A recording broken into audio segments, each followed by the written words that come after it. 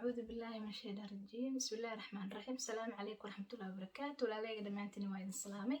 halka ay daawanaysan waa janaalkayga Umu Samir official bari janaalkayga hadaa ku cusubtahay subscribe like comment inta bay saar insha Allah ta'ala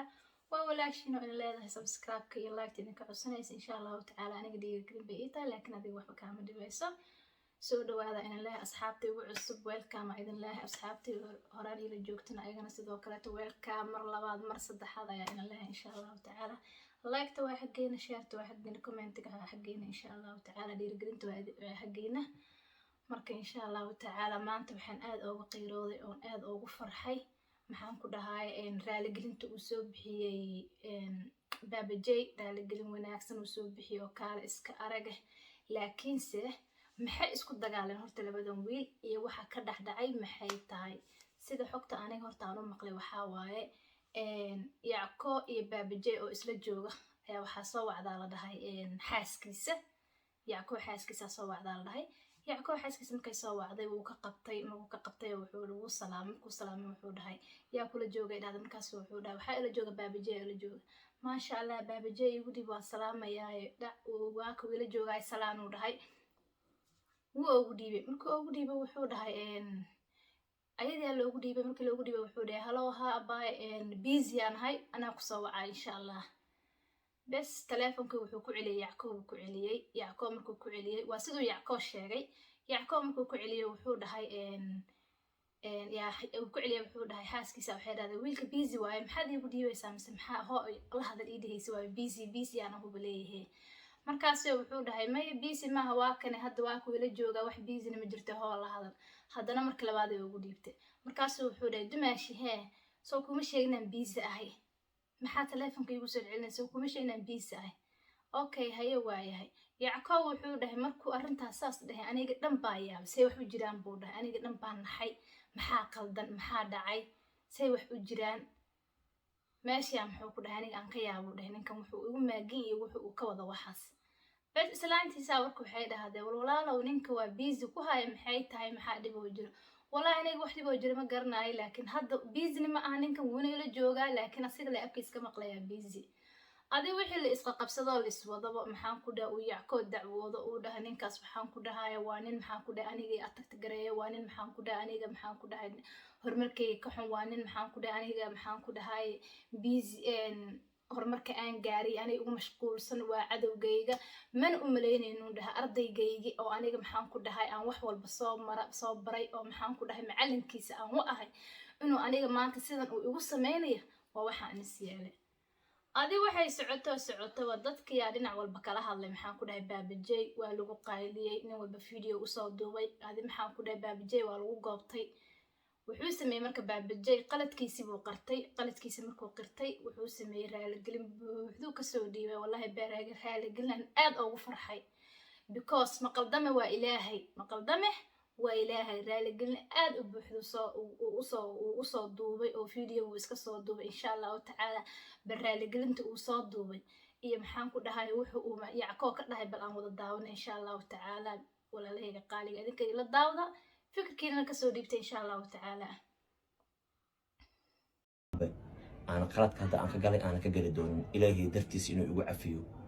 وورال كيجا وسحيب كيجا ولجنت كيجا ومسؤول أن يجوين دار مرة تلفك يسوعي ويجي قبض واي حقه إليه إنه يجي قبض وايو عدم أضوب إنه يسوي جوا واي حقه إليه صوته هو يجي عليه السنيحي بخلط بني أفرت القرآن كعدد ديسة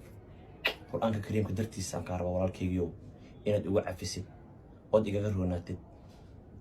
قف أن قدمين الدنيا ما جو قف ربو خلدما تتكلم واي قف مركو قرد كيسو كو استاجها إنه كسر الله تمجع على حتى هدي لوشة إنه قلدينا إسكو ما أركايو قفنا قرد كيسا مركي أو جرستو أيو دب كسر الله تها مركاني قرد كي واجرستي ونوجه إنهم قرد كاجلي ونوجه إنهم كو جفي وح أنسمي ما الله بهنين يجران نقول الكيجيو فرت هذا حمات يري في الفرق كاجا مهرتو ورالك أو قرض قريان أهي إلهي درتيسي وعفي مقع الصوماليات درتودي وعفي تاجرياش أو دان أو وضع لنا دردودي وعفي إذن كان حقا أولاديهن قرض كأنقل عقابتي إنها تكتبتاني إنا سبسكرايب إقرار لابطان وخلدمي waan qaldamay kun iyo koo jeeran ka raaligelina saaxiibkayga taas waa taas waxaan diyaar u ahay weliba inaan cimaamad madaxa ka saaro cimaamadan asaga u haya saaxiibkayga waxaan rabaa madaxa inaan ka saaro meel kastoo asaga joogo inaan taga aniga raali ka ah maanta dhowr maraan wacay najiib adanaan la hadlay kabtan baaraan la hadlay waxaa isoo wacay saaxiibkayga maxamed buskuda isoo wacay wuxuu yidhi arrintan aan xalino garta aan galno ani waxaan dhahay aniga raali gelisanayo aniga raali ka waa saaxiibkayga waa jeclayaan dhahay garteeda inaan wada gashaan oo fadhiisano arrintan la xaliyo saasaynan ku qurux badneed laakiin saaxiibkayga waa waaye asaga bishiisa fasaxu ku jiraa anigana waan shaqeeyaa saas darteedaan labadeen isku weyn haddaan shaqada wada joogno waa isku duubi lahaaba wuxuu raba ha igu sameeya haddoo doono ha igu qeeliya xataa anaan raali ka ahaan lahaa laakiin hadda wuu iga dheeriyaa saaxiibkayga maadaama asaga bishiisa fasaxa oo ku jiro anigana aan shaqeeyo adinkana iga raali noqdo legendigiinaan u gafay aniga legendigaygaan u gafay legendiga soomaaliya oo dhan ayaan u gafay adinkana waa idin raali gelinayaa 114 quraanka cadadiisa iga raali noqdo ilaahay dartiisa iga raali noqdo aniga marxalad oo waxaan ku jiraa oo family ah xaalad family ah haysto oo adag xalay ilaa hadda indhahaygaan kusoo jeedaa gabadhii fool waaye hadda isbitaal loo waday walaashay imaaday aa waday inay hadda xataa waa dhashay leesoo dhehaya bis la sugooyaa sababtoo way saaran tahay yaa la dhahay salada igu soo daxeeya inuu ilaahay 4 indhood oo abshir oo ka dhigo anigoo xaaladaas ku jiro oo qof walaalkayga igu xun yahay danta way inta uu soo dhiibana waa daawateena u malaynaa marka waxaan leeyahay waxaan jeclaan lahaa insha allahu tacaala baabeen yacko raaligelinta buuxda uu walaalkiis usoo diray uuna ku dhahay maxaan ku dhahay maqaldamba waa ilaahay qalad weynaan galay teleefonkii baan wacay teleefonku iga qaban waaye inuu iga qaban waayana waa wax ani aan galabsado u dhahay waa baguna uuna iga qaban waayo u dhahay wuuna ku saxsan yahay inuu teleefon iga qaban uu igu dhageysta maanta wallahi bilaa raaligelin aan ku qiiroodo aad u soo dhiibay because of qofka haddii aad ka qaldan tahay oo raaligelisa maasha allah waaye oo qaladkaaga aad qarto laakiin adduunka waxaa ugu fiican qof intuu qaldamay uu qaladkiisi aan qirinaynin oo maxaan ku dhahay isla cad inuu asiga saxsan yahay dunida taasaa ugu xun horta laakiin qofka bini'aadanka hadduu qaldamo u dhaha aniga waa qaldamay hebel waa raaligelina intuu baraha bulshada soo fadhiistuu dhahay hebel waa raaligelina aadaan u qaldamay ha iga raali noqdo raaligelin buuxdaan siinaya maasha allah waaye qofka aan qaadanin raaligelinta uu qofka raaligelin kuu soo jeedo ah qofka aan ka qaadan ayaa ka xun horta ma fahanteen qofka aan qaldamayn oo ma qaldame waa Allah subhanahu wa ta'ala inta kaleeto usha way ka dhacdaa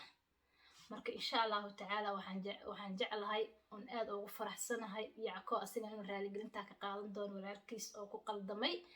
insha Allah ta'ala walaalahayga qaaliga halaas ayaa la wadaagayay بليز جنالكيغ هدا داوتي سبسكرايب لايك كومنت انت بإيصال إن شاء الله تعالى شير تلو حقنا كومنتنا وحقنا إن شاء الله تعالى ولا هيك قالية غير بدنا إني رجينا كلن كين لبات كلن كين نحيق إن شاء الله تعالى ينقوض كل بدونا أدنكم نبض قبا أنا قول نبض قبا إن شاء الله تعالى غير بدنا إني رجينا